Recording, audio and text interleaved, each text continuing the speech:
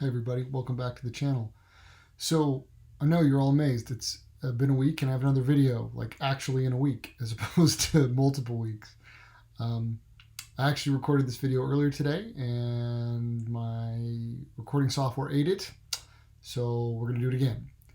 Uh, Today I'm going to address another question that I received, which was a request for an example or a breakdown of the application of Stoicism. How do I apply this stuff?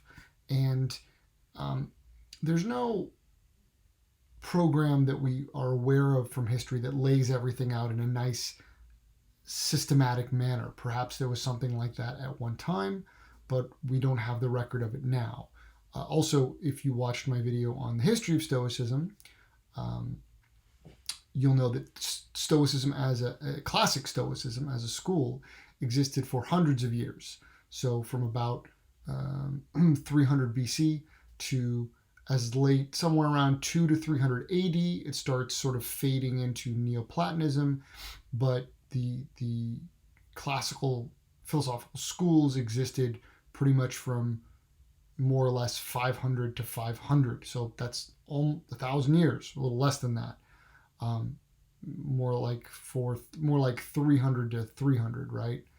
But still, that's a good stretch.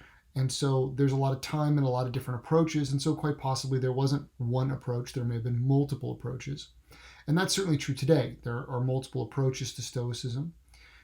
So this is mine, and it's not really necessarily one that I consciously went about creating. It's just in prepping this video, I kind of went back and thought about my own journey through Stoicism and tried to put it together in a way that would be beneficial to anybody, really. So before I get into the specifics of it, I want to mention a couple points from classic sources and something about where you can get classic sources. One second. Excuse me. I created a Amazon idea list. So I'll link to that in the video, and I'll probably put a link to it in the general channel description. So these are texts that I think are relevant and useful. It's about 14 texts right now. Maybe that'll grow. So if you're watching this video in the future, there might be more on there. But I kind of want to keep it to what I consider a good introductory course of reading. You don't have to go buy 14 books right away. But I try to arrange it in layers, from source text to supplementary text to sort of tertiary additional studies. So I'm going to talk about that in a second. So when we look at the study of Stoicism and the application of Stoicism more specifically, we have some general advice, right? So we're told, Epictetus tells us to attend to our desires and aversions, our impulses to action, and our judgments, because those are the things that are up to us, truly up to us. So that's not necessarily given as a progression per se, but it does imply a kind of progression. So ultimately what's up to us are our judgments about things. Those are the things that are completely up to us. But our desires, our aversions, and our impulses to action arise out of our judgments. And so when we're applying Stoicism in our own life, we are paying attention to our impulses. We're paying attention to our desires and our aversions, things we're attracted to, things that we're repulsed by. And we're trying to use the Stoic tools, the Stoic system, to work our way back to our judgments and examine those judgments and then determine if those judgments are correct. Are we judging nature, our nature, as human beings rightly? And if we're not, then we're going to be upset. So that's sort of the system in a nutshell. But in order to do that, you have to have the Stoic system ready to hand. It has to be available for you to pick up and use when the occasion strikes, or at least soon enough afterwards that you can sit down and analyze it. So the first thing you need to do, step one, is you need to study Stoic dogma. And dogma can have a pejorative sense today, right? Like, oh, that's just dogma. It's just rules. Well, but this isn't every philosophy, every ideology, every religion has a certain dogma. It might be more comfortable for us to call it doctrine. So the first thing you need to do is you need to study Stoic doctrine. And I would recommend, rather than trying to like nail down all the bullet points in like a super logical order, I would say just immerse yourself in it. Try to grasp the essence of Stoic thought and the Stoic character. And the way to do that is by reading the extant material we have from primary sources in translation for most of us, because we don't read ancient Greek. So that's going to be Marcus Aurelius, Epictetus, and Seneca. And then there's a couple others. You should probably read Musonius Rufus, or the fragments of Musonius Rufus, if you are interested in that. And it wouldn't hurt to read the Memorabilia of Socrates by Xenophon. So those are all in the book list that I mentioned, and which I'll link to below. So just read those, and they're enjoyable to read. They're not dry textbooks. They're persuasive. They're meant to be persuasive. They're interesting. They're insightful. Reading the original texts can be itself a very spiritual experience. So I would, for lack of a better sort of phrase, so I would say start there. Find some translations you like. I have some in the list, but if there's other ones you prefer, go for those, and try to get the feel of it. The next thing you're going to need to do, though, if you really want to get into Stoic studies after you've done that, is you're going to have to read some academic, systematic analyses and syntheses of the material, because a lot of the material we have comes from fragments, much of it not from the primary Stoic authors themselves, but from other people who recorded Stoic doctrine. And sometimes those other sources are not 100% reliable, so we have to kind of try to put the pieces back together. And there's already some great academics and researchers who've done a lot of that work for us. So people like Sellers in his book on Stoicism, people like A.A. Long in his book Hellenistic Philosophy, the Cambridge Companion to the Stoics. I mean, there's tons of books out there. Again, I have some of my choices in the reading list, but if you find a book on Stoicism that grabs you, by all means, see what it has to say. And you're going to need those sort of systematic analyses to really understand all the details of the system and how we think they fit together. If you want a guided tour through a lot of that stuff, you can't do much better than joining the College of Stoic Philosophers as a student, where I got my training, and going through their program, and they'll bring you through a lot of that stuff. Or you can do it on your own if you want. And then the third step is just that sort of self-monitoring and correcting that I mentioned earlier. So now that you have the material, you're going to find that it occurs to you in certain circumstances. You'll catch yourself perhaps you'll catch yourself being frustrated or angry or envious or some other. You'll find yourself taken out of a positive flow state and into a state of distress in some way. And you might recall some of the lessons you learned from your reading and start to apply them. Start to look at your desires and aversions and apply the logic of Stoicism to pulling apart your assumptions, or reminding yourself of certain aspects of Stoic physics, which are attempting to get you to look at the world and your experience of it in a certain way. And so in order to do that and do that well, you find you might need some special tools. So the first special tool that I'm going to recommend you make use of is one of these, a notebook, and one of these guys, a pen. And at the end of the day, or at the beginning if you prefer, when you're fresh, write down how your day went. Write down if there was anything of note, how you reacted, whether you lived up to your own expectations for yourself. And journal your own struggles. This is an opportunity for you to start to um, get some distance from your emotional reactions. Uh, if you can do it right after the event, that's great, or in the event, that's great. But a lot of times we can't. Sometimes we need to look back on them in hindsight. So in the evening before you go to bed is a good time, as long as you end in a positive note. You use this as an opportunity to sort of clear the slate so you can get a good night's sleep. Don't use it to torture yourself. Uh, you may want to start to practice some form of meditation if you don't already. There is no surviving official Stoic meditation technique.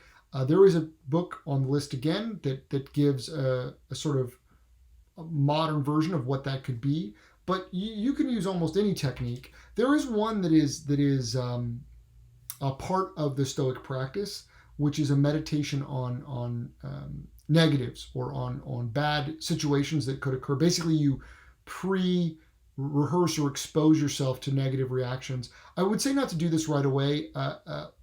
Wait till you have a little more experience, because that has to be done in a very particular way with a really particular mindset. If you're already in an agitated or distressed state, I don't recommend dwelling on negatives. But if you're calm and you're in a relaxed, calm state, and you remember that there was something you were worried about, you might want to work through it. What could happen? What's up to you? What is your part to play, and what is out of your control? And you can start to work through those also. But you can just also simply practice, a normal kind of breathing meditation or calming meditation. That's a perfectly good thing to do. And I would say, lastly, some sort of practice of ascetics, some kind of self-discipline, pushing yourself outside of your comfort zone, getting used to bearing hardship. And I don't mean like wearing hair shirts or mortifying yourself with cat o' nine tails or anything like that. It can be something as simple as taking up an exercise routine, or a sport or martial art, or camping, or doing something that takes you outside your normal comfort zone. And then the last step, the fifth step, I like to call the eternal return, which is you're going to loop back around and you're going to go through these 4 steps over and over and over again. And I don't mean in a routine way that's boring or dull. You're going to find you need to. So, for example, the first time through, maybe you'll just read the source material. You'll just kind of get the feel of it. And then you'll read some people writing about Stoicism. And again, you'll just kind of try to grasp the points as you read them normally. And then you'll catch yourself now and again. Oh yeah, what was that? Oh, but wait, how does that relate to this? And okay, but I remember this guy said this, but does that mean that? And you'll start to have these questions, and then you're going to have to go back to the source material again. And maybe this time through, instead of just reading it and getting the feel of it, maybe this time you bring your tools along and you start to write down notes. Maybe you start to make reference documents for yourself. You start to refine the process, and you start finding maybe there's things that didn't make sense the first time around that now make a lot of sense. Maybe there's points you missed. Maybe you'll find that there were things that you thought were no big deal, now you realize are actually quite significant. And maybe you see problems that you didn't see the first time before. You have to work those out. What does that mean? Do I agree with that? This is especially going to be true probably in your exposure to Stoic physics, because it's different, and it's different than the modern materialist physics, and you're going to have to wrap your head around that, or at least come to some sort of peace with it. And after you've done that the first time and the second time, the third time through, you'll probably find it's calling you to a deeper level of practice. And, you'll find your way through it.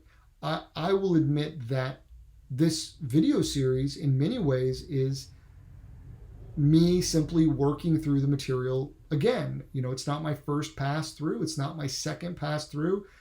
It's not my third pass through. It might be my fourth, right? And so now I'm finding it beneficial to start sharing that information because it helps me wrap my head around it. Remember, if you watch my video on Stoic logic, there's this concept of catalepsis, of how we absorb information, and the Stoic theory of knowledge is that a fact is not knowledge. It has to be assimilated and grasped in a network of understanding. It has to be brought into the right relationship of the whole structure of your worldview and your thought, and that takes time and repetition. And you know, you just have to dive into it. There are some metaphors to Stoic about the Stoic practice that were given, classic metaphors. I think I mentioned these in the video on Stoic physics. The metaphor of the egg, the metaphor of the animal, and the metaphor of the orchard. And these are ways of showing the three main topics of Stoic study: physics, logic, and ethics, and how they relate to each other and are knit together. And the one that the orchard is my favorite, and there is a slight flaw in the orchard because an orchard is made up of multiple things. It's not a single living creature the way, say, an animal is, or a single object the way that, say, an egg is.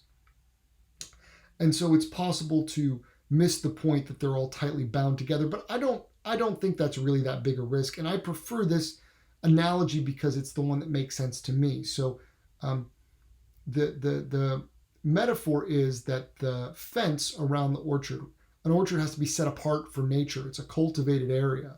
So the fence that sets that orchard apart from nature is logic.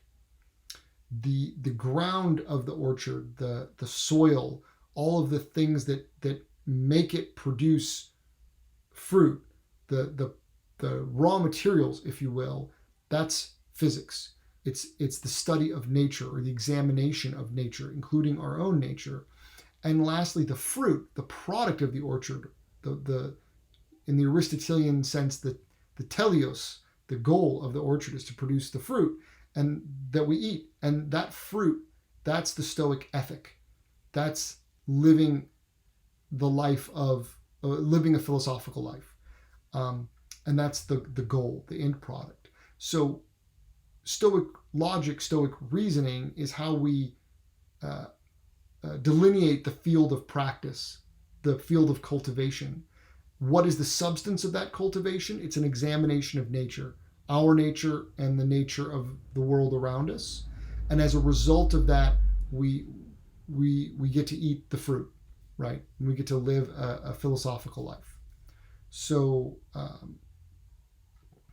there are some texts in there about that, the idea of the philosophical life. I am particularly fond of the French philosopher Pierre Hadot, whose work we have in translation, who's a modern philosopher, who wrote extensively about that subject, and I've included some of his books on the list as well. So I hope that answered the question, or at least gave some pointers in the right direction. I've got at least one more of the videos in the Stoic series. We're going to talk about some sort of special ideas in Stoic thought, ideas that where we bump up against the metaphysical, bump up against the idea of the God or the transcendent, things like the Stoic view of logos and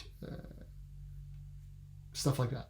So hopefully that'll be a good sort of high point, I hope, to the series.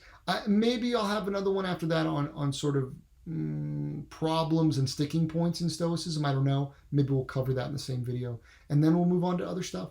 So I hope everyone's enjoyed the series so far.